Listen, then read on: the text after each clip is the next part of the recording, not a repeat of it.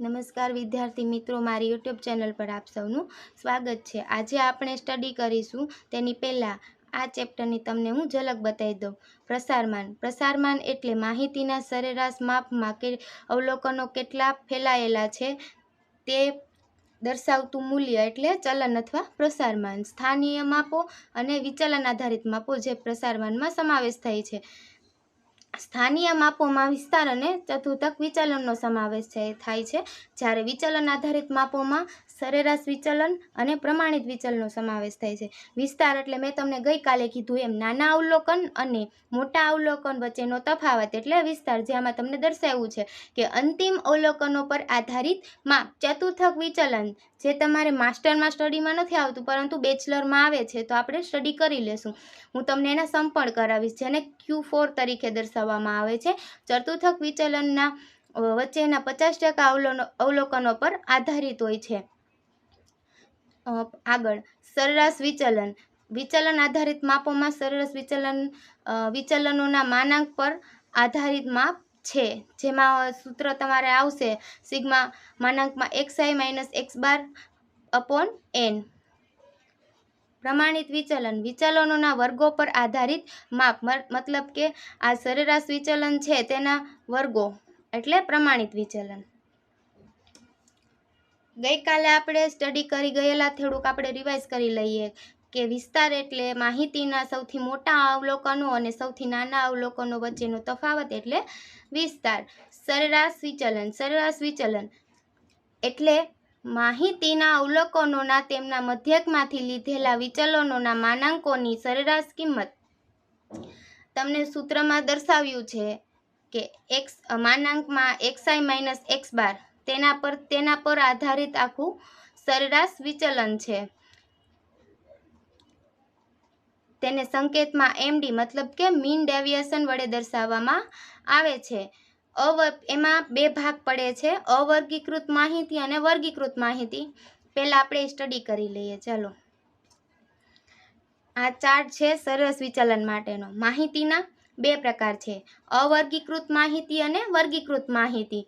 વર્ગીકૃત માહિતી જે વર્ગીકરણમાંથી મેળવવામાં આવે છે અને અવર્ગીકૃત માહિતી જે સમષ્ટિ તપાસ અને નિર્દેશ તપાસમાંથી મેળવવામાં આવે છે। તો વર્ગીકૃત માહિતીમાં આપણે આગળ ભણવાનું છે અસતત આવૃત્તિ વિતરણ અને સતત આવૃત્તિ વિતરણ, જેમાં સતત આવૃત્તિ વિતરણમાં નિવારક વર્ગ અને અનિવારક વર્ગ। નિવારક વર્ગમાં આપણે 0 થી 10, 10 થી 20 લઈએ તે વર્ગ આવે છે। હું તમને આગળ અવર્ગીકૃત માહિતીમાં આપણે જોઈએ તો અવર્ગીકૃત માહિતીમાં તમને ફ્રીક્વન્સી મીન્સ કે આવૃત્તિ નથી આપેલી। MD બરાબર સિગ્મા xi - x બાર અપોન n માનાંકમાં, અને જ્યારે આવૃત્તિ આપે ત્યારે વર્ગીકૃત માહિતીનો ઉપયોગ કરવો, જેમાં સતત અને અસતત આવૃત્તિ વિતરણ સમાવેશ થાય છે। આવૃત્તિ આપેલી હોય ત્યારે MD બરાબર સિગ્મા fi xi - x બાર અપોન n। તેથી હું અંદરનું તમને જણાવું તો x બાર બરાબર મધ્યકનું સૂત્રકનો ઉપયોગ થશે। x બાર બરાબર sigma xi upon n xi - x બાર બરાબર મધ્યકમાંથી અવલોકન xi ના વિચલન xi - x બારનો માનાંક n અથવા સિગ્મા fi। જ્યારે તમને આવૃત્તિ આપેલી હોય ત્યારે fi નો ઉપયોગ થશે અને જ્યારે આવૃત્તિ નહીં આપેલી હોય ત્યારે n નો ઉપયોગ થશે, બરાબર અવલોકનોની કુલ સંખ્યા અથવા તમામ આવૃત્તિનો સરવાળો। xi બરાબર ચલ x ની i ની કિંમત। તમને xi આપેલી હોય 0, 1, 2, 3, 4, 5, પછી એમાંથી તમને આવૃત્તિ પણ આપેલી હોય, એમાંથી તમારે શોધવાનું fi બરાબર xi ની આવૃત્તિ। પછી સરેરાશ વિચલન શોધાઈ ગયા પછી તેનો સરેરાશ વિચલાંક શોધવાનો છે। રેડી? તો સરેરાશ વિચલનાંકની સૂત્ર MD ને મધ્યક x બાર વડે ભાગવાથી મળતા સાપેક્ષ માપ MD અપોન x બાર ને માહિતીનો સરેરાશ વિચલનાંક મતલબ કે કોએફિશિયન્ટ ઓફ મીન ડેવિએશન કહેવામાં આવે છે। આને સૂત્ર પરથી તમે દરેક ડેફિનેશન જોજો, સૂત્ર પરથી જ લેવામાં આવે છે। સરેરાશ વિચલનાંક MD અપોન x બાર, આમાં જે મેઇન કાર્ય છે ને તે મધ્યક કરે છે. રેડી? સરેરાશ વિચલનમાં મેઇન કાર્ય છે તે મધ્યક કરે છે. વિચલનના સાપેક્ષ માપને વિચલનાંક કહેવામાં આવે છે. તમે એમ પણ લખી શકો. મેં તમને આમાં જણાવી દીધું તેવી રીતના આપણે આમાં દાખલા મોસ્ટ ઓફ આવશે વર્ગીકૃત માહિતીના અને સતત આવૃત્તિ વિતરણ, નિવારક વર્ગ વગેરેના. સરેરાશ વિચલનના લાભ તથા ગેરલાભ. લાભ. સરેરાશ વિચલન એ સ્પષ્ટ રીતે વ્યાખ્યાયિત છે. આપણે જોઈ ગયા કે સરેરાશ વિચલન એટલે માહિતીના અવલોકનોના તેમના મધ્યકમાંથી લીધેલા વિચલનોના માનાંકોની સરેરાશની કિંમત. આમાં તમારે એટલું યાદ રાખવાનું કે માનાંકોની સરેરાશની કિંમત. મધ્યક તો તમને યાદ જ છે. મધ્યકમાંથી લીધેલી વિચલનોના માનાંકોની સરેરાશ કિંમત. 2 સ્ટેપ જ છે. 2 સ્ટેપમાં યાદ રાખવાનું છે તમારે. રેડી? તેની ગણતરીમાં બધા જ અવલોકનોનો ઉપયોગ થાય છે. તેથી વિસ્તાર અને ચતુર્થક વિચલન કરતાં તે ચડિયાતું માપ છે. વિસ્તારમાં અને ચતુર્થક વિચલનમાં મધ્યનું લેવાનું હોય અને વિસ્તારમાં અવલોકન સૌથી મોટું અને સૌથી નાનું લેવાનું હોય. પણ તે બંનેથી વધારે ચડિયાતું માપ કયું છે? તો કે સરેરાશ વિચલન. કારણ કે તેની ગણતરીમાં બધા જ અવલોકનોનો ઉપયોગ થાય છે. તેના અતિ મોટા અને અતિ નાના અવલોકનોની અસર પ્રસારના અન્ય કેટલાક માપની સરખામણીએ ઓછી થાય છે. કારણ કે આમાં દરેક અવલોકનોનું મહત્વ દર્શાવવામાં આવ્યું છે. તે માટે સૌથી મોટું અને સૌથી નાના અવલોકનનું મહત્વ ક્યાં કહે તો વિસ્તારમાં.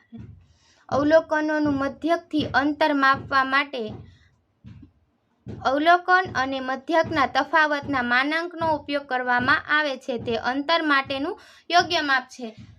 તમારે આ લાભનો પોઈન્ટ લખવા માટે તમે ફોર્મ્યુલા પરથી જ આ પોઈન્ટ આવેલો છે તો તમે આરામથી તમે યાદ રાખી શકો છો કે અવલોકનોનું મધ્યકથી અંતર માપવા માટે મેં તમને કીધું કે આમાં મેઇન ભાગ કોણ ભજવે છે? મધ્યક. અંતર માપવા માટે અવલોકન અને મધ્યકના તફાવતના માનાંકનો ઉપયોગ કરવામાં આવે છે. માનાંકમાં xi - x બારનો ઉપયોગ કરવામાં આવે છે. તે યોગ્ય માપ છે. નોંધ. આ તમારી સમજ માટે મેં નોંધ લખેલી છે જે તમને વધુ સરળ રીતે સમજાવી શકે કે સરેરાશ વિચલનનો ઉપયોગ કઈ રીતે અને કેવી રીતે કરવામાં આવે છે. સામાજિક શાસ્ત્રોના અભ્યાસમાં તે વિશેષ ઉપયોગી માપ છે અને ખાસ કરીને અર્થશાસ્ત્રમાં આર્થિક અસમાનતા નક્કી કરવામાં, સમુદાય અથવા દેશની વ્યક્તિની સંપત્તિના વિતરણની ગણતરી, હવામાન અને વેપાર ચક્રના પૂર્વાનુમાન વગેરે તેમાં ઉપયોગી છે. માપવા માટે વગેરે કરવા માટે તે ઉપયોગી છે. વ્યક્તિગત સંપત્તિના વિતરણની ગણતરી. સમજાય છે? સમુદાય, દેશની વ્યક્તિગત સંપત્તિના વિતરણની ગણતરી, હવામાન અને વેપાર ખાતાના પૂર્વાનુમાન વગેરેનો તેમાં ઉપયોગ થાય છે. સરેરાશ વિચલનના ગેરલાભ.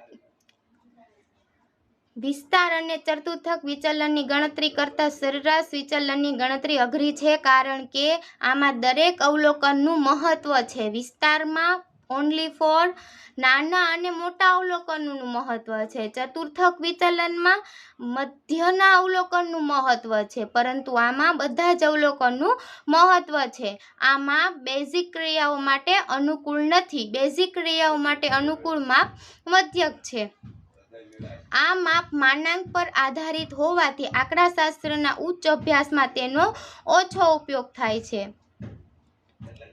માનાંક પર આધારિત છે મતલબ કે માનાંકમાં xi - x બાર પર જ આધારિત છે એટલે આનો ઉપયોગ ઓછો થાય છે. ખુલ્લા છેડાવાળા આવૃત્તિ વિતરણ માટે તેની ગણતરી થઈ શકતી નથી. થી વધુ અને થી ઓછામાં તેની ગણતરી થઈ શકતી નથી. તમે અમુક સેન્ટેન્સ છે જ્યાં બેઝિક ક્રિયાવાળું છે, ખુલ્લા છેડાવાળું છે, એ મોસ્ટ ઓફ બધામાં છે જ. તે ખાલી અમુકમાં થાય છે ને અમુકમાં થતું નથી. બસ એટલું જ તમારે યાદ રાખવાનું છે. બાકી બધે તમારે રિપીટેડ જ છે. Thank you for watching my video. જો તમને મારો વિડીયો ગમ્યો હોય તો મારી ચેનલને લાઈક કરજો, શેર કરજો અને સબસ્ક્રાઈબ કરજો. અને તમને કોઈ પણ ક્વેરી જણાય તો તમે મને કોમેન્ટ બોક્સમાં લખીને જણાવો.